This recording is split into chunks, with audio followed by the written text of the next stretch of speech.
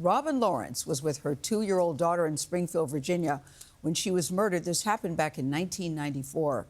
After the killing, her little girl was home alone at the crime scene for 2 days. Think about that for a second. Until Robin's body was found. That's awful. Nearly 30 years later, the investigation led the cold case detectives to a very surprising suspect. 48 Hours correspondent Anne-Marie Green has the story. On November 20th, 1994, Lori Limber got a call from her friend Robin Lawrence's husband.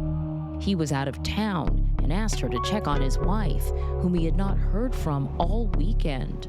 There's no answer at the front door, so went around to the back. Once there, Lori says she noticed the back window screen was cut.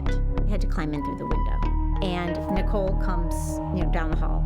Her eyes were just so big, and her little face was just, there was no expression on it. And I can see into the master bedroom, and I can see on the wall these large splatters and swaths of blood.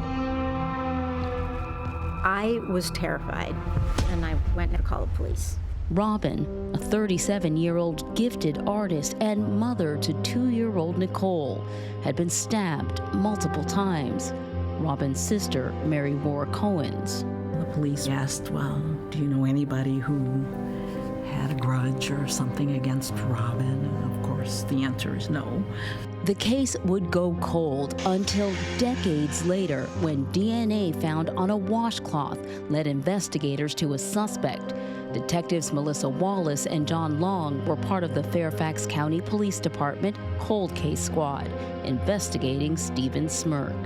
What happens as you start looking into him? Well, we find out computer programmer up in New York, married, 2 kids in high school, nice house in the suburbs, not so much as a speeding ticket on his background. Shortly after detectives paid him a visit to take a DNA sample, Smirk shocked everyone by turning himself in.